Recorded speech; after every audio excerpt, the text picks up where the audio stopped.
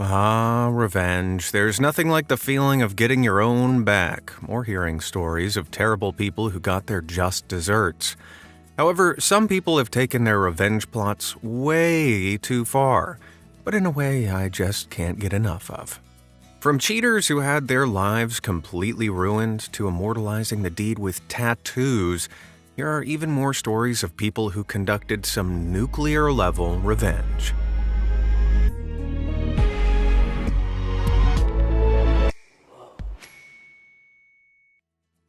On a high.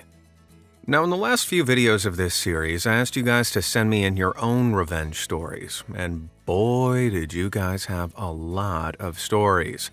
And while they were all pretty good, a few were on another level, like this one that came from Tracy in the UK. Her husband, Gary, is employed at a local steelworks, and one of his workmates, who we'll call Derek, enjoyed playing pranks. Like, really enjoyed it. He'd superglue cups to tables, put hot sauce or salt in people's drinks while they weren't looking, fill their safety boots with mud, pretty juvenile stuff. But then one day he lined the inside of Gary's safety helmet with glue, so when he went to take it off, he couldn't. Eventually, Gary ended up having to cut his hair to get the helmet off, leaving him with no option but to shave the rest of his head. That was the last straw. Gary thought long and hard about how to get Derek back, but there were only two things Derek really loved: pulling pranks and his motorbike. He loved that motorbike so much, it was his pride and joy, and he rode it to work every single day.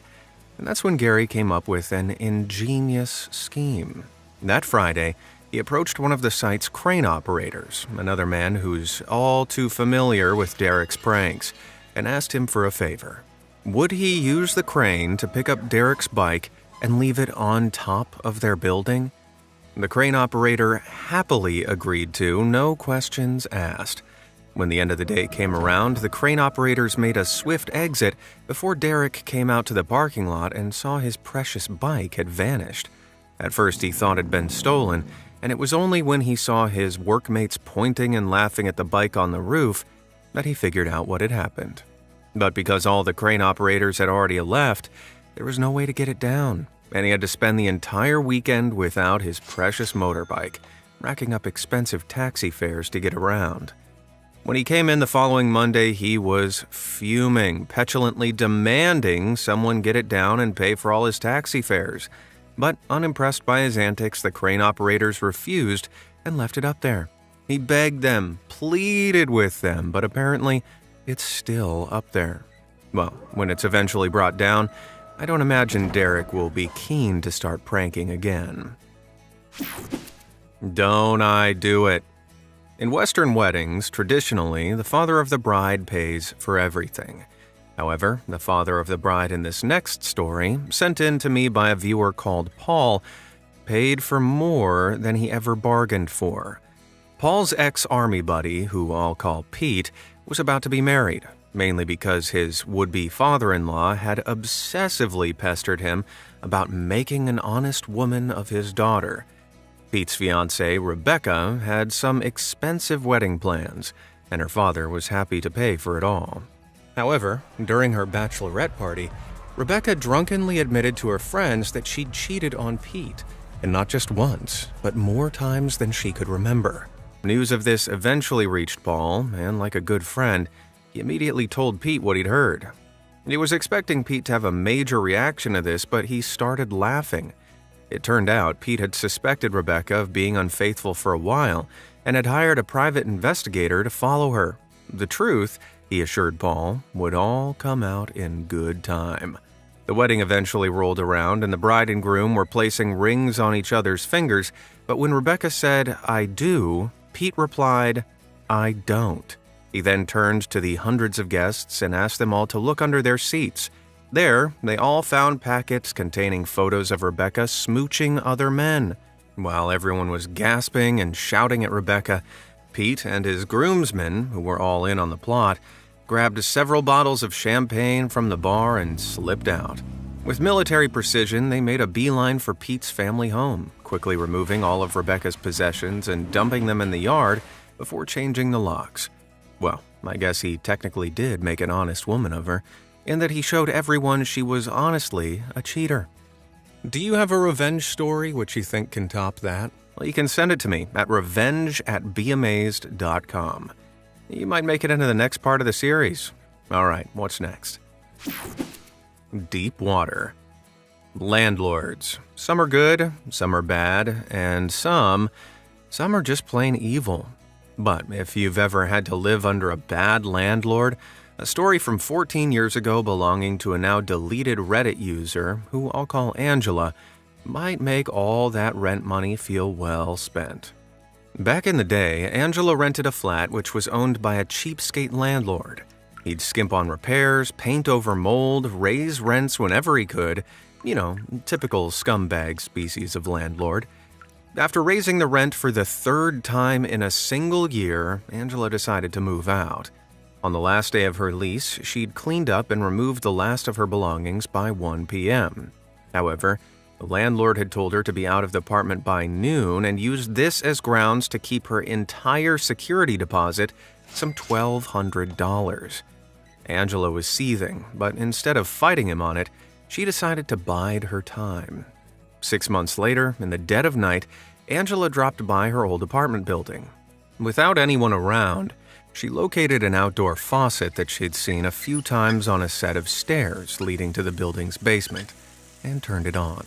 Water began pouring down the steps and into the basement, a room that was off-limits to residents as the landlord claimed he was using it for his own personal storage, namely for electronics and supplies for another business he ran. Then Angela simply walked off.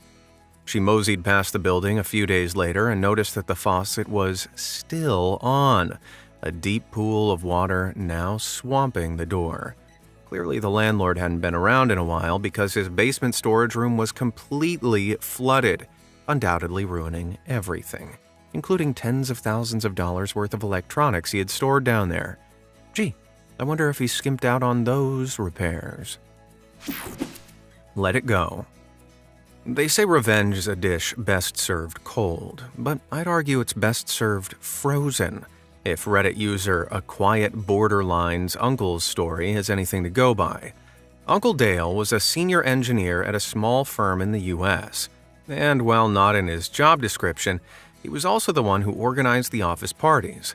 He left a tin box with a slit in the top outside of his office, which people could leave money in to donate to the firm's party fund. He'd seen plenty of coworkers popping bills into it, but when he checked the box one month, it was empty. Someone had stolen the donations. But this engineer preferred to solve problems rather than just report them. So he came up with a plan. He secretly rigged the box up to a hidden doorbell camera, then loudly announced someone had been kind enough to donate $100 to the party fund. A few minutes later, the doorbell camera app pinged on his phone.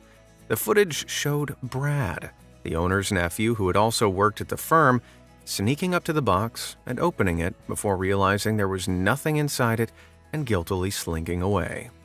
Dale could have sent the incriminating footage to the owner, but no. Dave knew the footage didn't actually prove anything, and he wanted to teach this Nepo baby a lesson he'd never forget. So, Dale asked some of the firm's engineering students to create a box that, when opened, would play the loudest, most obnoxious noise possible. They quickly put together a box that not only blared the popular Disney song Let It Go from the film Frozen at full volume when opened, but they also made sure it wouldn't stop until the lid was closed, and you could only do that by hitting a hidden switch at the back. Dale then proudly glued the box down to the table with industrial-strength glue, shut the lid, and then loudly announced that someone had kindly donated $50 before walking away. A short while later, the deafening tune from Frozen suddenly blared through the office, and people gathered to see what was up. Everyone, including Brad's uncle, came to look and watch as Brad was desperately trying to close the box lid, but to no avail. The thief had been caught red-handed and in full view of the boss. 15 minutes later, Brad had packed up all of his things and been kicked out of the office. His uncle had also left a note in his file stating, "Do not rehire, do not recommend." So, just like that, this Nepo baby's easy career path, along with any hopes he'd ever become an engineer, were over. if only he'd let it go. The early bird. In my opinion, the worst kind of thieves are food thieves. Luckily, another person who wrote in, called Verika, enacted revenge on a food thief that was so vile, she made sure they'd never touch her snacks again. Back when Verika was a student, she shared accommodation with another student called Sophie, who, it turned out, didn't understand basic manners. Verika had spent an afternoon baking cookies, but as they were cooling, Sophie snaffled the entire tray and went to eat them in her room. When Verika only found crumbs were left, she was furious. And annoyingly, this would happen often, with most of Verika's baking ending up being sneakily gobbled down by her greedy roommate. Verika told her to stop, but Sophie repeatedly ignored her. So, Verika decided to do something she wouldn't be able to ignore.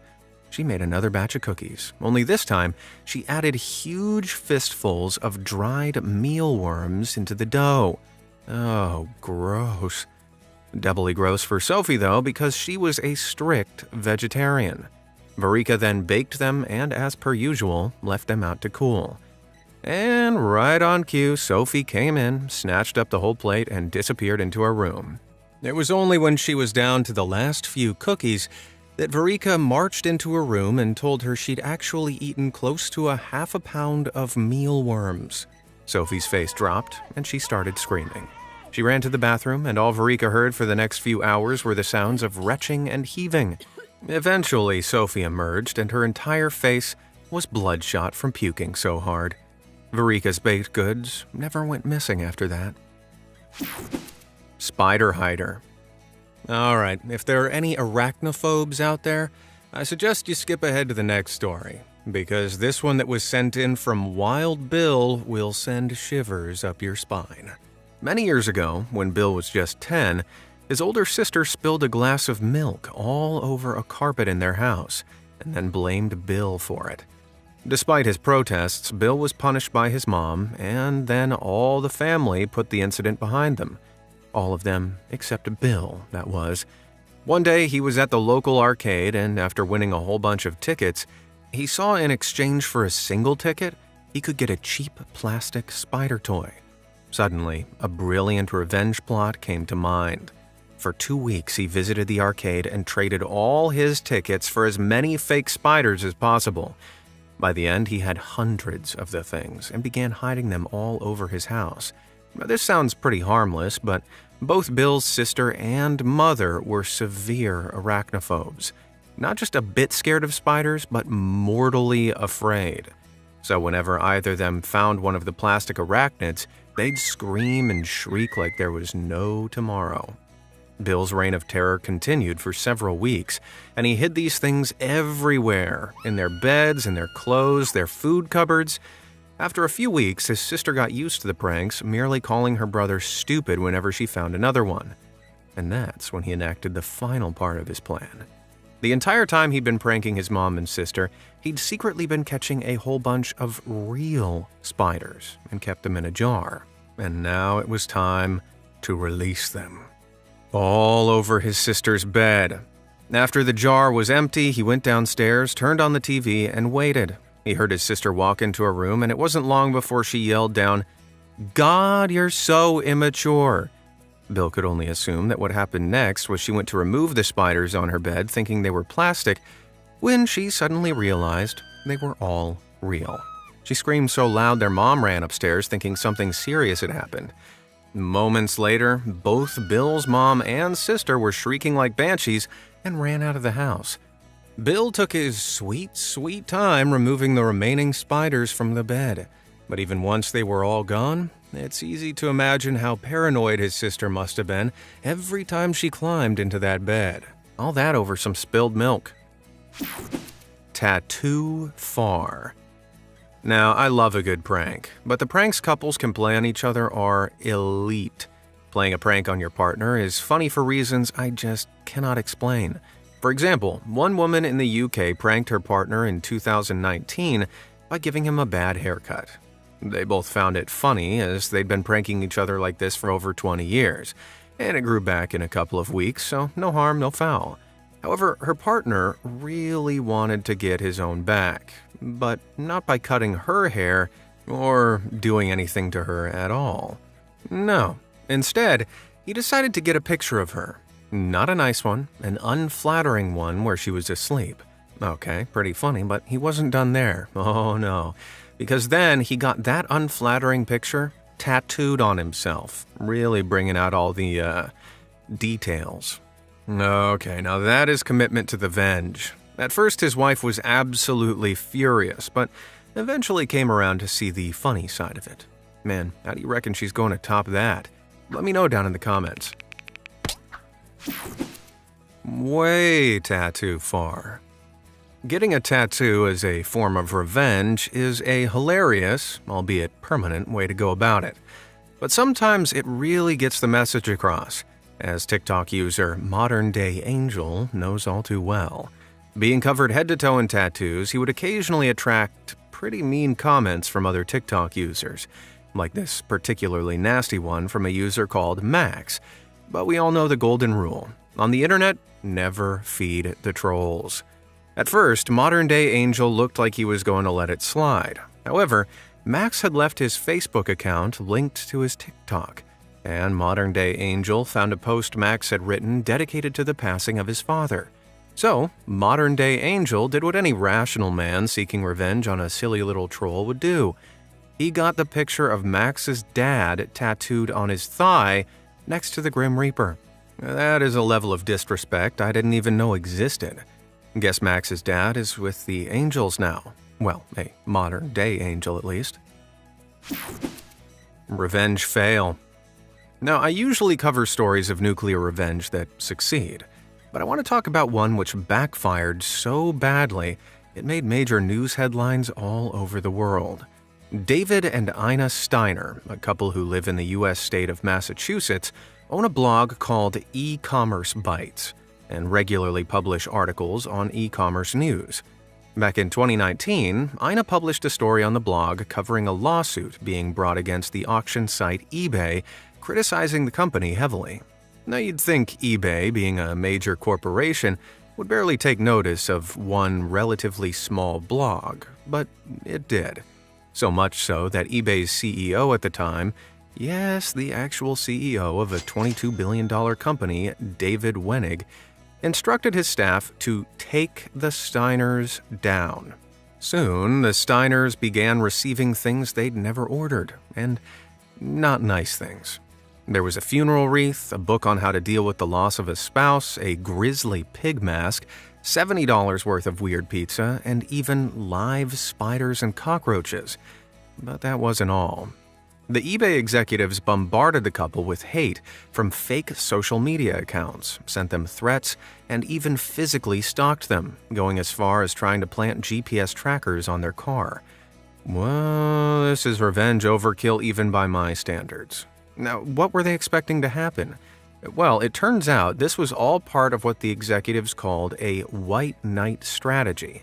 When the Steiners eventually contacted eBay about all the hate they were receiving in relation to their coverage of eBay, eBay responded that they'd officially helped the couple tackle these crazy stalkers, manipulating them into running good coverage of eBay, even though they were the ones harassing them. So, what was their undoing? The pizza. Yeah, believe it or not, after police began investigating this cyberstalking, they discovered a gift card was used to pay for the pizzas which had been bought in Silicon Valley, just a few miles from the eBay headquarters. A rental car also spotted following the couple had a license plate that was tracked back to the same area.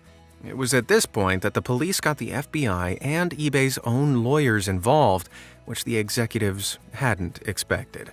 They matched all the fake social media accounts, threatening parcel deliveries, and stalking to some of eBay's safety and security unit. Oh, the irony, because none of them had been smart enough to think that it would ever actually be traced back to them. By November 2022, 7 employees were sentenced collectively to more than 100 months of prison time for their roles in this crazy plot. However, CEO David Wenig stepped down as CEO in September 2019 and was not charged. So remember, kids, if you're gonna try and enact a complicated revenge plot, Just make sure you have a bunch of minions take the fall. Pins and needles. While some acts of revenge take time and patience to plan out, spur-of-the-moment revenge can be just as effective, as Reddit user Rotten Mongrel, who I'll call Mike, once proved. When Mike was in grade school, he usually kept a bag of chips in the side pocket of his backpack. The only problem was another kid, who I'll call Dave, noticed this, and Dave was a major douchebag. He would quietly walk over and punch Mike right where his chip pocket was, destroying the chips and bursting the bag, leaving a mess for Mike to clean up. For 5 days in a row, Dave did this any chance he got, and Mike was powerless to stop him. Or at least, until he got a wicked idea. He turned up to school the following week, and right on cue, Dave punched the backpack pocket as hard as he could. But when his fist hit the bag, he suddenly jumped backwards, screaming in agony. His hand was mangled, and he was rushed to the nurse's office. It turned out Mike had emptied the chips from the pocket and replaced them with sewing needles. Oh man, that's sadistic. Realizing he'd get in trouble for hitting a fellow student, Dave didn't tell anyone what had really happened, but he stayed away from Mike from then on. Finally, Dave could eat his chips in peace, and all it took was some light mutilation. Shrimply the best. Have you ever been cheated on? Trust me, it sucks. But it's also why this story of revenge from a now deleted Reddit user makes me feel all warm and fuzzy inside. Back in 2022, this woman, who we'll call Beth, was living happily with her boyfriend, who we'll call John, of 4 years in an apartment he owned in London in the UK.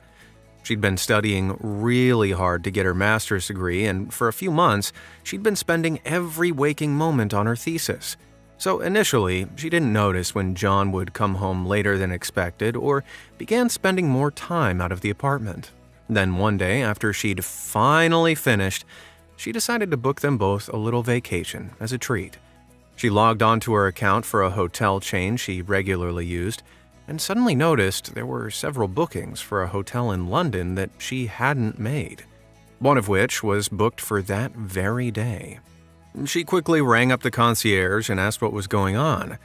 Confused, they informed her that 2 people had just checked in with her booking, except she was at home. They quickly confirmed the details of who'd checked in, and lo and behold, it turned out John had booked the room through her account, apparently thinking Beth wouldn't notice. The concierge, concerned about potential identity fraud, revealed he'd checked in with another woman, and yeah, it was clear John was cheating on her, and if the multiple room bookings were anything to go by, he'd been doing so for a while. Beth was instantly heartbroken, but kept her cool on the phone. She casually lied that she had in fact made the booking and hung up. When John returned that evening, Beth was her regular affectionate self, giving away nothing of what she actually knew. Over the next few weeks, she began slowly packing her stuff up into boxes, saying she was just doing some spring cleaning and reorganizing. John didn't suspect a thing and continued on with his affair none the wiser. Beth knew he was going on a business trip and spent the coming weeks securing a new apartment, renting movers, and telling all her friends what had happened, but asked them not to reveal anything to John.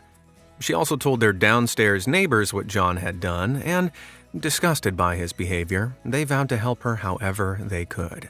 After she'd moved the last of her stuff out, she bought 25 packets of fresh prawns and proceeded to hide all of them under carpets, in curtain poles, down radiator slots, and even glued them to the hot water pipes around the apartment. She then locked the door, said goodbye to the neighbors, and left. When he returned a week later, he suddenly found his keys wouldn't open the front door. The night before he'd left, Beth had secretly filed down the teeth of his keys so they wouldn't fit in the lock. When he asked his neighbors for the spare keys, they claimed he'd never actually left a set with them. He had, they just didn't want to help him. Confused, he tried to ring Beth, but his calls went straight to her voicemail. So, to get to his apartment, he now needed an expensive emergency locksmith. After several hours, he finally stepped into his apartment and was hit by a wave of week-old, rotten seafood stink. He rang all of his friends, none of whom would pick up, and then once again desperately tried to reach Beth, calling and messaging, demanding to know what was happening. She simply messaged back, "Maybe you can get a hotel?" before blocking him. That's pretty savage, but it didn't end there. A few months later, the downstairs neighbors rang Beth, sounding very excited. They said since she'd moved out, John hadn't been able to afford the mortgage repayments on his own and was being forced to sell the property. She asked why he hadn't just moved his new girlfriend in, and they said they think it was because the source of the fish stink still hadn't been found. So, with no one wanting to live there with him, he was forced to sell at a pitiful asking price, losing at least £40,000. Man, do I love a happy ending. Which of these stories was your favorite? And do you have one that you think belongs in this series? Remember to email me at revenge@beamazed.com. And as always, thanks for watching.